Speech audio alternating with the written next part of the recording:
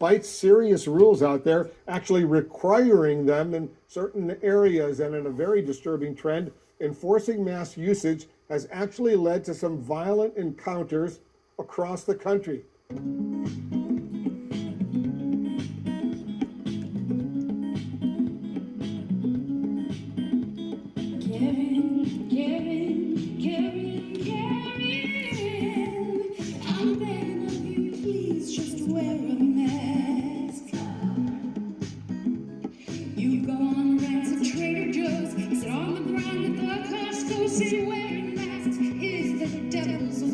Every single one of you that are obeying the devil's laws are going to be arrested. You wreck displays at Target stores. You throw good cold cuts on the floor. And please stop talking about your drawers, Karen. I don't wear a mask for the same reason I don't wear underwear. Things gotta breathe.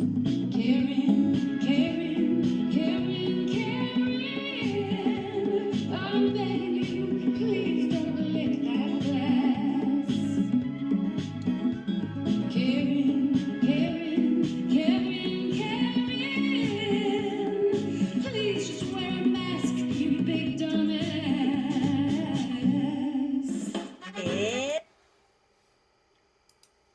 Issue because this guy's got a storied career. I mean, he was a lifer. I mean, this is what you want, right? And I was facing life in prison without parole. I sat in pretrial confinement for about 9 months before my actual trial. During that time, my wife Andrea and brother Sean, They were out to get this guy. I don't know if you know the full details of this case. You should check it out, where like the government's lawyer bugged his lawyer's email account. I mean, it was very bizarre.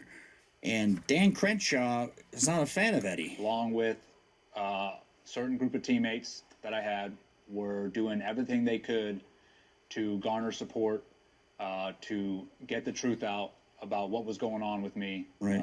To expose all the lies and corruption around the UCMJ and everything they were doing to put me away for life. During that time, one name kept popping up. That was Dan Crenshaw. Now you think Dan got his seat in Congress by saying Navy SEAL, veteran, lost his eye in Afghanistan. So he's selling, that's why he's there, that he's a veteran, understands. And it comes along with that, like the veteran politician, you think they're going to be pro-veteran. And not so much. No, they're not. Brother wanted to go speak to him to try and get his support, as well as my teammates who were doing everything they could. And this was for obvious reasons. Dan was a prior SEAL. Right. They thought that this was a no-brainer and that he should get behind it, especially with all the information that was coming out. I mean, why wouldn't it be a no-brainer? You're just asking for the guy to get let out of prison to defend himself. That's what he's asking for. Now, the facts may have came out where Eddie was guilty, but he's not, found not guilty. Now, Trump was a big advocate of Eddie's. I'm wondering here, hear me out, if Dan was like, well, I'm not with Trump, so I'm going to go against Eddie. I mean, the politics here is disgusting, because The thing is, the SEAL community has really turned on itself. When I was first introduced to the SEALs, no, damn you, Don Shipley, I didn't say I was a SEAL, I said I was introduced to them. Okay, they didn't act anything like you. Okay, the SEALs that I was introduced to when I was first introduced to the SEAL community in the military, okay, not claiming to be a SEAL, and why would I claim to be a SEAL? There's no honor among SEALs anymore. None. But when I was first introduced to them, they had lots of honor. Now, they didn't have facial hair, and I'm not knocking facial hair. You jackass Don Shipley and Garrett Goodwin. You bring disgrace on the SEAL community, as does this Dan Crenshaw. I mean, the SEALs are constantly throwing each other under the bus. They're lying about each other. They basically nailed Governor Jesse Ventura, threw him under the bus. Chris Kyle, the whole community turned on their own. So where's the honor? Okay, there isn't any, but there used to be. When I was first introduced to the SEAL community, they did more push-ups than anybody else. They were clean-shaven, not saying that facial hair is a problem. They acted like men, and they did things a little bit better and a little bit faster.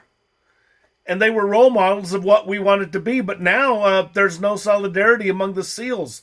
They turn on each other, they lie on each other, they knife each other in the back, and they act like complete assholes. Like Don Shipley, for example.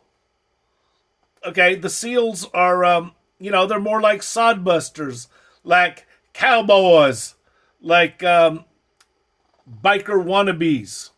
Yeah, I don't see anything good about the SEAL community. I would not claim to be one because I'm not one. And why would I claim to be one?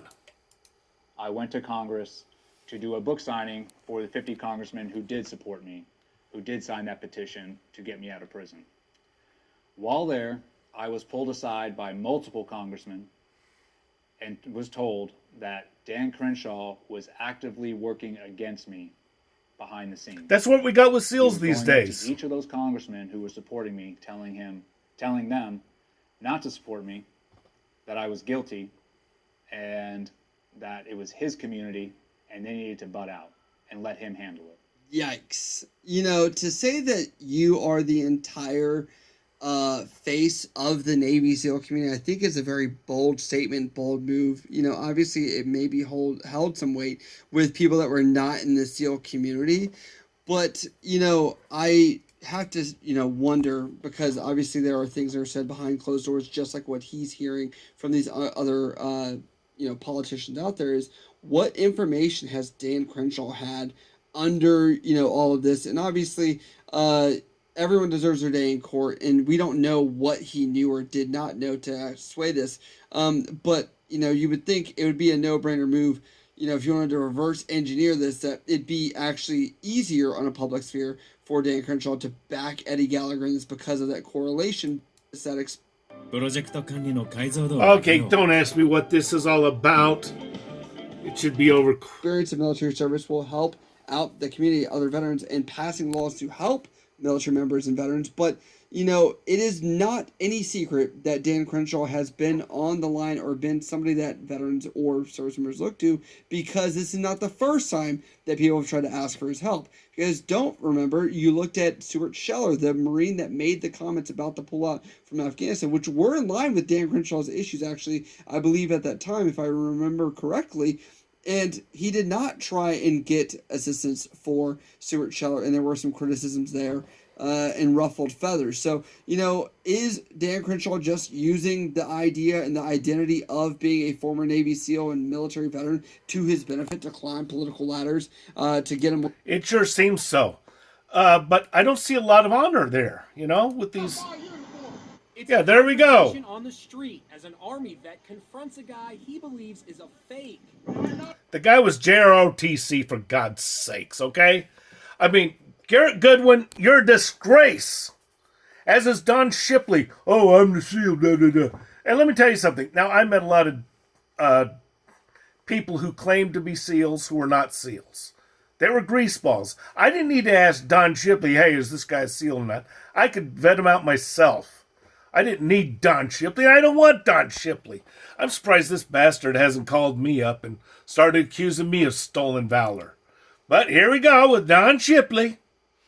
But the thing is, what the hell has come, with this SEAL community? I mean, I used to look up to these guys.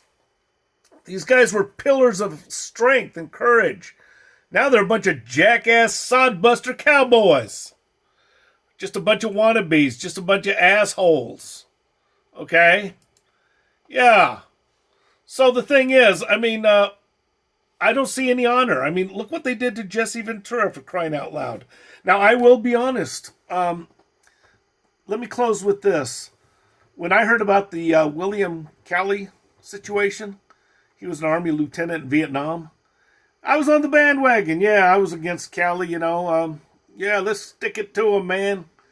But then I went to combat. I went to war, and I saw action, something that Don Shipley didn't do, something that Garrett Goodwin did not do, something that Amagansett Press did not do. The fact is, but then when I came back from war, I said, wait a minute, let's not judge William Calley so much. Let's be careful to judge. Let's be slow to judge. And, yeah, instead of jumping on the bandwagon, let's stick it to Calley. I'm like, no, wait a minute. No, I'm not going to jump on that bandwagon because there's probably a lot I don't know. And I think there is a lot we don't know. And the people that have not been to combat, you should not criticize those who have.